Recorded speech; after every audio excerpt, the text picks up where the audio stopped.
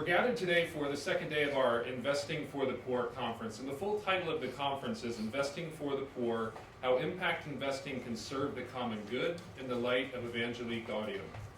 Evangelii Gaudium, or the Joy of the Gospel, is a 2013 apostolic exhortation by Pope Francis on the Church's primary mission of evangelization in the world. And we're very fortunate to have Sister Helen Alford with us this morning. Sister Helen is an ordinary professor of economics and ethics and the vice dean of the Faculty of Social Sciences at the Pontifical University of St. Thomas, or the Angelicum. She is also the director of the Master's Program in Management and Corporate Social Responsibility, and Sister Helen will be talking with us this morning about impact investing in the light of Evangelii Gaudium. Sister Helen.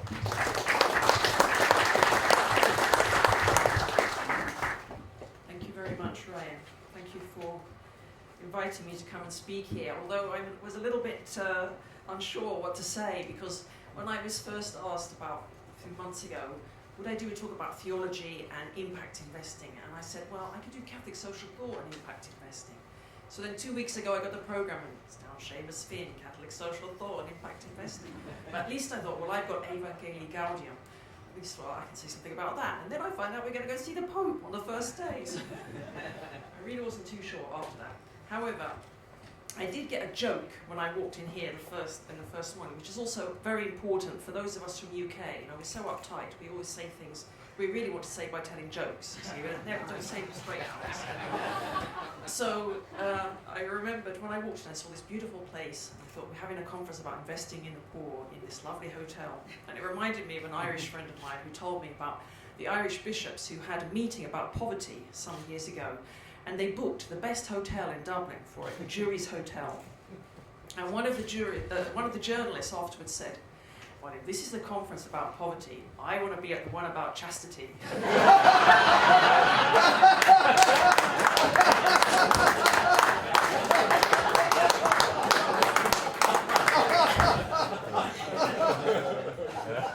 Then I found out that this hotel is actually owned by the Franciscans. That's even better. And of course, we know that the one order that contributed more than any of the others in the Catholic Church to thinking about economics and business, and the guy who devised double-entry bookkeeping, they were all Franciscans. You know, anyhow, so I still think we do have something to say, despite all the interesting discussion that's gone on yesterday. And in fact, I was trying to think about how to build on what we are doing here in this talk, because we have these two parts of the title, impact investing and Evangelii Gaudium, and the word that links them is light. You know, how does Evangelii Gaudium throw light on impact investing? I think another way we could think about this, especially in the context of what's happening in this room now, is in terms of dialogue. A dialogue between Evangelii Gaudium and impact investing. That's what's happening in a way. Here we have people who are experts in impact investing who are talking to people who are experts or in some way professionally, whatever word we want to use, committed to carrying forward the mission of the church, and especially doing that in the social sphere. So I think this idea of dialogue could be a good way, but keeping in mind also the idea of light. So that's the main structuring idea that I want to use in this talk. First, I'd like to say something about how in the Church's documents, such as this one here, produced by the Pontifical Council, Compendium, the Social Teaching of the Church, which is a pretty good place to start for this talk, what kind of relationship does this document, does the Church see between its social teaching, as it calls it, and the social sciences in general, or economic activity, impact investing, this kind of thing. So a quick point on that. Then I'd like to say something a little bit of very quick history or background, because dialogue is always contextual. Dialogue doesn't just happen in the abstract. We're not just dealing with ideas out there, ideals.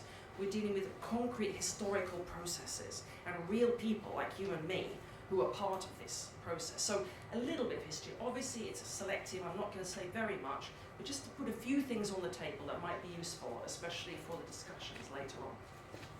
Then I like to try and do a sort of, what are the insights, perhaps insight's another word, can putting together light and dialogue a bit, insights of impact investing for the Church's social teaching, the church's social mission, and what are insights for impact investing from church social teaching. So a sort of dialogue in that sense. It's a work in progress. It's partly influenced by what I was hearing yesterday, and you can add to it, and we'll carry on as this day goes on. And then I thought, why not try to do something like a SWOT analysis? You know, if we're thinking about where are we going to go from here, maybe this would be interesting to think about what are our strengths, our weaknesses, our opportunities and threats in terms of this dialogue, in terms of impact investing, in terms of church's social mission, this kind of thing. So that's, again, just an idea. It's not supposed to be a final word in any way. And final slide on where do we go from here. So this quote comes from paragraph 78 of this compendium of the social doctrine or social teaching of the church, and I think it's a very nice way for us to start. The first part, it's in italics in the original, I didn't put the italics in here. An attentive and constant openness to other branches of knowledge makes the church's social doctrine reliable, concrete, and relevant. Okay? 3 important words for those of us who are coming from the church side especially. Of course, we should remember exactly what Father Micah was saying yesterday, that the church is out there. I mean, bankers are members of the church, investors are members of the church, but in terms of professional, if you like, you could say perhaps, institutional representatives of the church. Reliable, concrete, and relevant. Then, on the other side, this interdisciplinary dialogue also challenges the sciences, we could say the impact investors here as well, to grasp the perspectives of meaning, value, and commitment. So another 3 important words. Meaning, value, and commitment that the church's social doctrine reveals. So the church needs impact investors to stay reliable, concrete, and relevant, needs this dialogue with the impact. And the impact investors, at least according to this document, needs the church's input with regard to meaning. Why are we doing this? What's it for? What's its sense? What are the values that we're trying to realize? And our commitment to them. So very relating to our motivation, to the kind of people we are, the character we have. These kinds of questions, the church social teaching's got something to offer impact investing. Okay, so let's quickly run on to the historical bit. And those of you who know this history much better than I do will see this is very selective, but I just think it will help a little bit the dialogue to pick on these 3 things. First of all, and the work that Seamus Finn and the 3IG has been doing on this has been very important in revealing this. A lot of the early movers in terms of impact investing and its predecessors, as Carolyn said, this is not a new issue. In many ways it's an old issue, and some people get upset when it's suggested that there's this new thing called impact investing. You know, we were doing it years ago, or even hundreds of years ago the Methodists were doing it, and that kind of thing. You know, so there's a sense in which this is just a continuing of something that was already there. But it's clear that the earliest people who really tried to take value, meaning, environment, human good directly into account in investing decisions were religiously inspired investors. There's no question about this historically. Especially we saw the Methodists doing it, the Quakers. At that time you had a different situation in the Catholic Church. If you go back even earlier, you go back to 15th century Florence, you had Catholic Church very directly involved in economic. But by the time you get a capitalistic system defining itself, the Catholic Church is not mainstream anymore. But you still had other religious groups, Christian groups, that were much more central at that point, very much involved in this issue. So this dialogue is old, and we should recognize too that this connection is very deep between religious traditions and the kind of investing that we're talking about now. In many ways, we could say the seed, the root from which it grows, comes from this dialogue between the church, between the gospel and people's practical, lived out economic decisions. Okay, a second thing is people here, I'm sure some people here would contest this, and I can understand this because this is a developing situation. Some people would say impact investing fits in a continuum between what you might call unqualifiedly money-making decisions, where you're just thinking about how much money you're going to make on something, to philanthropy and charitable giving. That impact investing is somewhere in the middle between those 2 extremes, maybe not real extremes. Who only ever thinks about making money when usually we don't want to be investing in something where human rights are not respected, where we're polluting the environment, that kind of thing. So I think it's a what the academics would call an ideal extreme. Similarly, philanthropy, often people do that because they want to get some sense of self-satisfaction from as well. So they're getting some return, some kind of. So these are ideal constructs. But anyhow, the sense of impact investing being looking for social return and sometimes taking a financial knock for that. Not always. We had this discussion about, is impact investing a new way of thinking about investing in general? It doesn't fit on a continuum like this. That's an interesting idea that Caroline also picked up. It's not a new asset class, it's a new way of doing investing. Also, Paul was talking to me yesterday saying, impact investing is the way to make the most money possible, because we're looking at the situations where we have the biggest need and the greatest market opportunity. We can have really game-changing innovations taking place in this. So, we can have a discussion about this. Partly I'm thinking here about the F.B. Heron, I'm sure many of you know this, the mission-related investment continuum, where they put impact investing in this continuum. Okay, the last sort of historical point to do with impact investing, we already mentioned it yesterday, but I think it's just useful to say it again. It's part of a bigger movement to try to bring creating what I want to call here intrinsic value, not good, because making money is good, but it's an instrumental good, it's not a final good.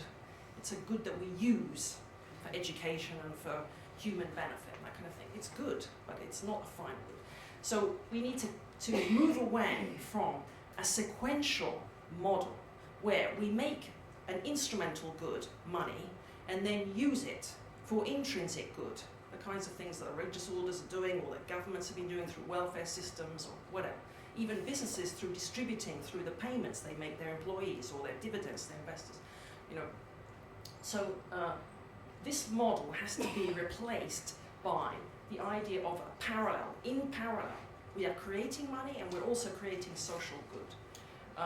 Now, why do we need to do that? Well, there's all kinds of historical reasons why that occurred. I think the Church's social teaching would have always wanted this to occur. In other words, it was always trying to counteract the idea that you could use people as pure instruments in a business to make money, for instance. Then, of course, you gave them, you paid your taxes, and then something was done for their children or for their healthcare. And that. Decided that you could just manipulate people in business and make as much money as possible was never really acceptable for the Church. However, nowadays, the socio and economic environment actually is pushing us in that direction as well, largely because we have a global economy, so money can go wherever it wants, and we have a nationally based political system, so governments can no longer, by taking taxes, just run welfare systems, and of course we have countries where that never happened at all. A lot of impact investing, a lot of social entrepreneurship is taking place in countries where the state is completely absent. And these people are providing services and doing things for people who never had anything. They're not replacing governments, or of course, private, public chords in more advanced economies are also important today for welfare provision. So impact investing is part of this bigger picture. Okay, that's all I want to say about that. Now, Evangelii Gaudium. I think it's useful to have a bit of a background on this. Evangelii Gaudium is not what's called a social encyclical, which is the things that Father Seamus was talking about yesterday. These social encyclicals, encyclical meaning letter, in that sense, these have been written by the popes for the last 130 years or so on problems in economics and politics and social questions. Evangelii Gaudium is not one of those, even though there's a huge amount of social teaching in it. So just to explain to you the background to it, it's what's called an apostolic exhortation. I didn't put that up there. And it's a response to an earlier event that took place, which was the Synod of Bishops. Those of you who know something about Christian history will know that this idea of a synod is a very ancient idea has a continuous history in many parts of the Christian Church. The Orthodox always had synods and elect their bishops that way and decide important points that way. Also, many of the Reformed traditions have continued. Synod, use Anglican Synod, many other different Reformed churches have that tradition. In the Catholic Church, it sort of died out, except in very limited circumstances. There was a little bit, but not much. Perhaps you could say religious orders kept going this idea of synods and discussing and voting on things. But as the sort of overall governance of the Church, it sort of dropped out until Vatican II. So it comes back again in Vatican II in a big way, and now it has its own administrative body here which supports the synods. The bishops meet every 2 years. They talk about various topics. There's one coming up in October on the family, which you may have heard about. There's been sort of innovations in the way this synod is being prepared. The last one in 2012 was on the idea of the new evangelization. So Evangelii Gaudium is a response to what the synod said. Always in these series of synods, after the synod is over, the Pope writes a response, and that's what this document is one of those responses. And that's where it gets its title from as well, Evangelii Gaudium, the joy of the gospel. It's talking about evangelization. Now, just to give you a quick background on why this term arises, new evangelization, why has this come up? Well, as far as I know, it started, the first time it was used was in a meeting between Pope John Paul II, now canonized, Saint John Paul II, and the Latin American bishops in a meeting in Puebla. And he started, in his talk, he talked about this idea of the need for a new evangelization. And then it got picked up much later, and finally we have the synod on this topic. What does it mean, new? Because it seems odd in a way. I mean, isn't the sort of core business of the church talking about the gospel and spreading the gospel, you know? So what does it mean? Well, I think out of the synod documents, if you look at them, 3 main things come out, just so you have an idea. Again, I'll try to be very quick on why this what the background to this document. First of all, the new evangelization is renewed commitment, renewed preaching of the gospel in parts of the world that have been evangelized for centuries. Okay, new could mean all kinds of things. It could mean new ways of doing it. It could mean entering into new sectors, which is the second one. Places where the church perhaps hasn't really entered as fully as it could have. The gospel, I mean, hasn't really entered as fully as it could have. Perhaps in economics, perhaps in politics, perhaps in influencing the way technological development takes place. You know, these kinds of things. So a pushing out into areas where it's not that there was never any influence, but there was perhaps not enough. You know, it needs to be deeper, stronger, more present, the gospel in those areas. And then, as we already mentioned, widening of the actors involved, especially as far as the Catholic Church is concerned. The Reformed churches are different in this regard, better in this regard. Lay people, all the baptized, being involved in evangelization. Each Christian is a bearer of Christ and is in that sense part of the mission of the church. So it also connects with bringing the church into economics, into politics. All these baptized Christians in these sectors, bringing with them the gospel message. Okay? Perhaps we could say, just as the last thing, some people would see the new evangelization as a kind of response to an existential crisis in many levels that we experience in the world today. Now we have, of course, climate crisis. We also have demographic crisis, aging in many countries, and problems of dealing with population changes, that kind of thing. Crisis of morality. How do we handle moral questions? You know, in a pluralistic world, how do we hand morals on from parents to children? That kind of thing. Transmission. So lots and lots of aspects to this crisis. Okay, the new evangelization is sort of a response to that. Okay, so next section, insights. Insights of. I've got I. I was almost going to put I squared or 2I. You know, this is like anyway. I thought CST. Okay, I'm sure somebody could come up with some really nice little logo you could have there. Okay, so remember, we're trying to make CST reliable, concrete, and relevant. Okay, remembering what we said about the dialogue, but in looking at impact investing. Well, I think I would say the main learning that people in the professional church, the religious priests, and that lay people are probably more ahead of us on this. The main learning is we have to recognize the crucial role of business and hence of investment in confronting problems of poverty and other social problems. Yesterday, Sir Ronald Cohen was talking about a bit of a quick history about how we've dealt with social problems. First of all, in early Industrial Revolution, it was largely philanthropy. Then gradually developed this idea that governments should be doing this and that we should. Now we're going through another transformation. It's just another transformation. The Church's social teaching has dealt with these transformations before, and it will deal with this transformation too. It's a new phase in which we're seeing a breakdown of these strict divisions between government, business, and civil society.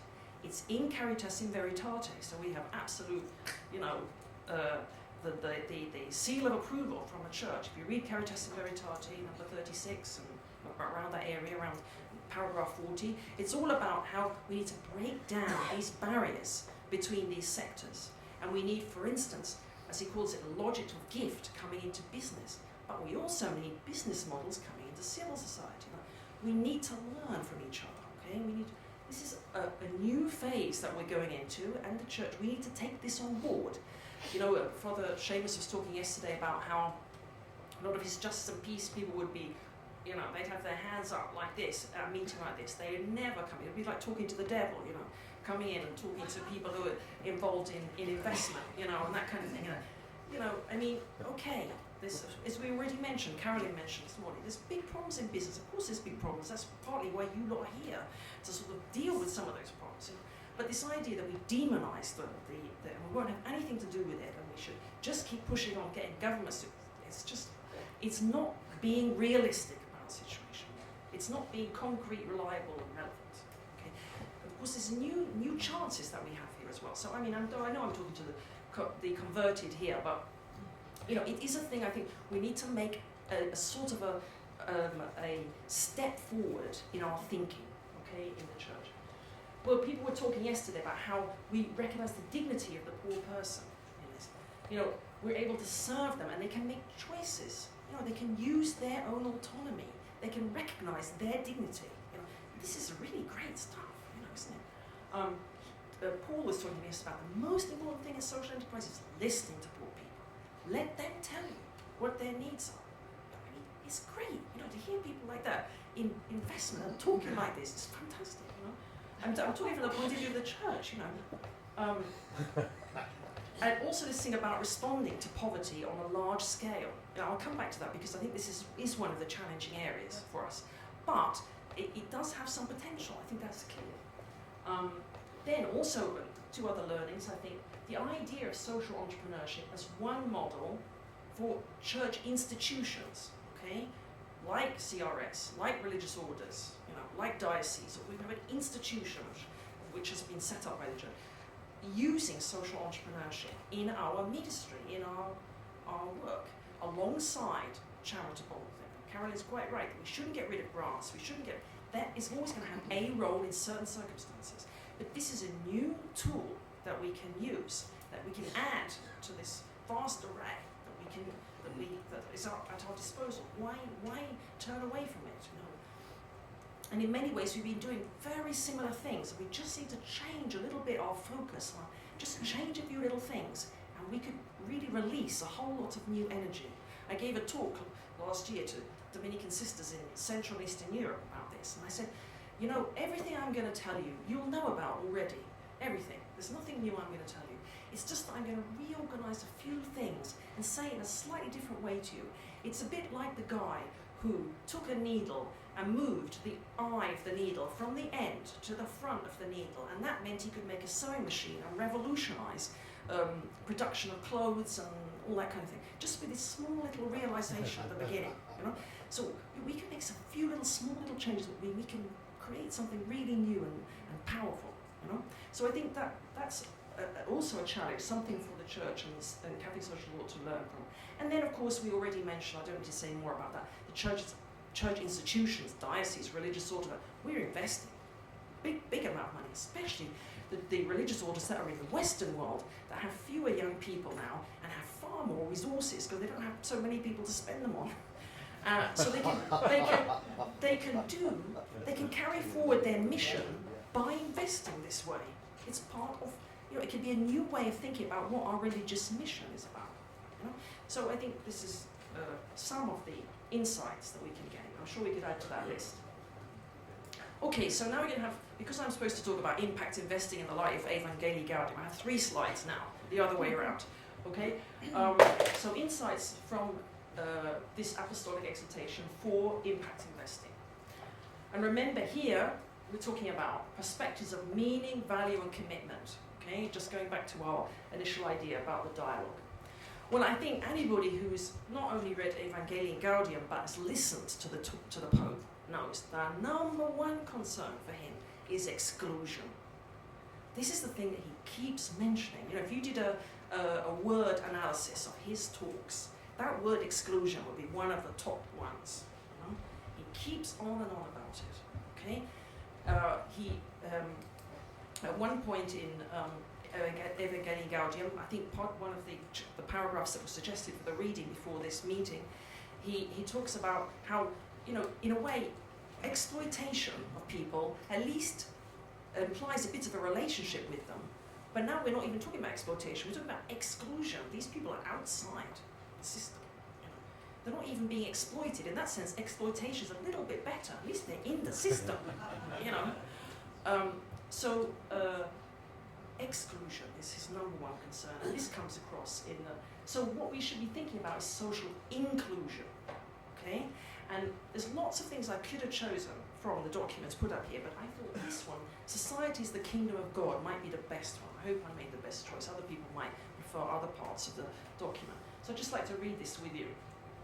He says in paragraph 180, reading the scriptures also makes it clear that the gospel is not merely about our personal relationship with God. Remember, he's talking about evangelization. He's responding to that synod, so that's what he's talking about. Nor should our loving response to God be seen simply as an accumulation of small personal gestures to individuals in need, a kind of charity a la carte, or a series of acts aimed solely at easing our conscience. The gospel is about the kingdom of God. It is about loving God who reigns in our world.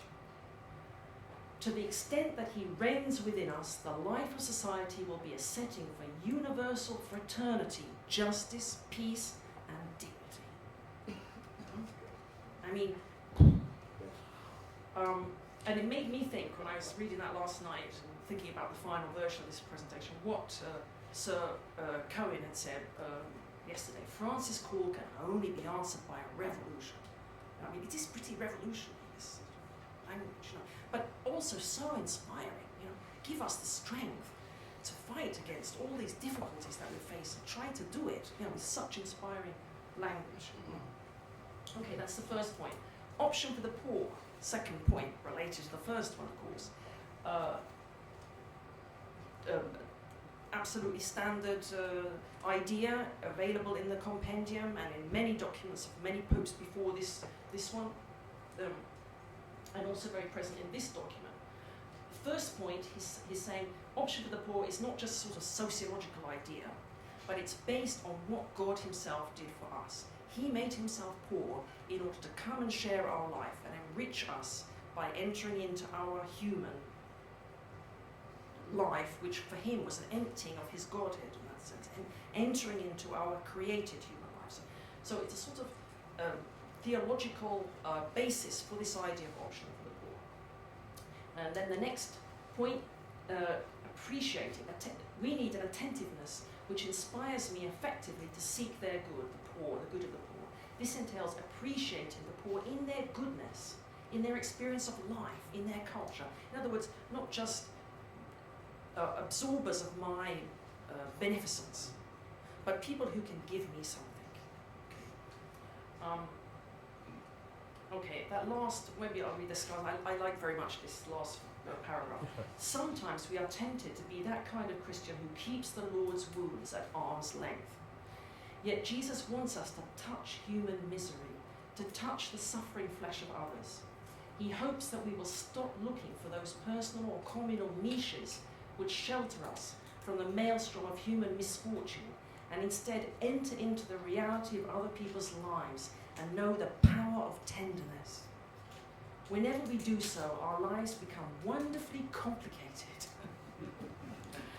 And we experience intensely what it is to be a people, to be part of a people. That's the solidarity, that's the coming together, that's the inclusion through being willing to touch the woundedness, be close to the woundedness. Okay, last point. I have to finish. Time is greater than space. Okay, he has this towards the end of his, there's 4 important principles. One of them is time is greater than space. Quite interesting for us. This principle enables us to work slowly but surely, without being obsessed with immediate results. It helps us patiently to endure difficult and adverse situations or inevitable changes in our plans. It invites us to accept the tension between fullness and limitation and to give a priority to time. One of the faults which we occasionally observe in socio-political activity is that spaces and power are preferred to time and processes. Okay. Nice language, I think, for us. Okay, 3 open questions which we don't have time to go into, but I think if they would bear some discussion maybe later on. First of all, question of measurement, so important yesterday. I kept thinking about 2 phrases yesterday.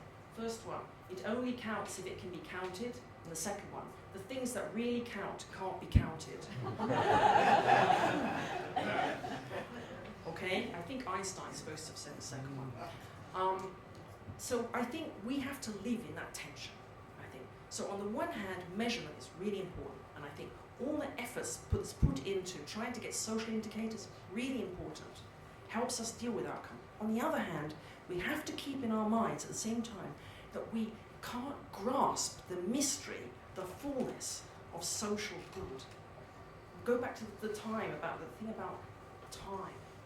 We don't know, grasping something is about getting hold of it now, wanting it now. We need to be open to the fact that we can't grasp everything, So I think, did I do that? Sorry. Okay, so there's a quote from Evangelii Gaudium, but I know you have to get out of your room, so I just want to go on to point 2. Incentives. Again, another very interesting point. Absolutely, I agree, we need incentives. We don't have them well enough set up. On the other hand, we need to keep into mind this very important thing, which all the psychologists and economics are pointing out now, this phenomenon of crowding out. If you put too much emphasis on external rewards or sanctions, what you tend to find is that people's intrinsic motivation to do something just because it's good, because they believe in it, is driven out. It's like bad money drives out good. It's the same kind of thing.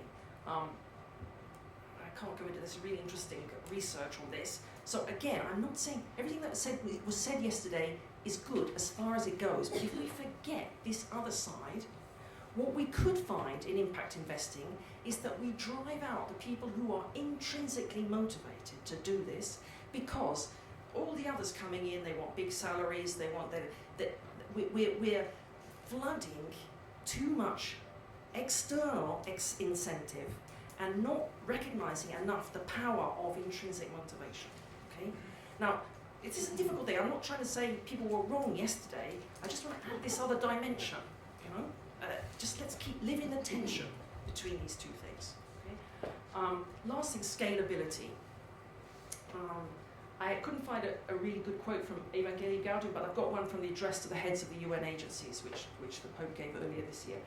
Scalability, really important, but we have to recognize the thing that I heard yesterday was Miguel talking about his being so deeply involved in the companies that he's investing in. And Paul telling me, you have to go and talk to the poor people, otherwise it's a waste of time, forget it, go home, Several other people talking about the need to really understand the detail. Tom, when he was talking about execution is the difficult bit, strategy is easy, all this kind of, be close to. When we start scaling, what happens to this closeness? Well, one of the responses the church would give is subsidiarity. We have a really nice little principle for this. Trouble is, we often don't know what it means. It's like we know the strategy, we don't know the execution. So, I mean, we need to keep it in mind. I think we want to scale because poor people need services. Now, we don't want to say, no, we have to keep it small because that way we have personal relations. And no, we need to scale because poor people need to scale. But we don't want to scale at any cost. We don't want to go towards a situation where we lose our connection with our final customers because of that, for instance. Somehow subsidiarity's got to be there. Okay, now, these are not important. I just started throwing these things down last night, and they're not in any way final. Things like, this was looking at impact investing in the light of Evangelii Gaudium. Let's just look at strengths and opportunities, okay? Uses the primary mechanisms we know for poverty alleviation, entrepreneurship and markets. I think that's, focuses on that. Attracts many different investors and entrepreneurs to solving social problems.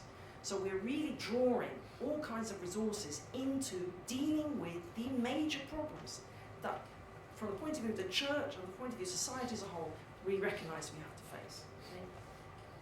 We have opportunities because there's so many problems to deal with, and through partnership with local government NGOs, we can create integrated solutions. Those are somewhat responding to weaknesses and threats from the other side, which I don't want to go into. And then also from Catholic social thought, what is the kind of learnings that we can get from impact investing? Well, we have a very strong focus on dignity of the human person and common good at the centre, which is sometimes lacking in the business sphere. And precisely because we have an institution called the church, we have a little bit of distance from business, which can avoid this problem of capture, just being absorbed into. We can have a critical distance as a church institution.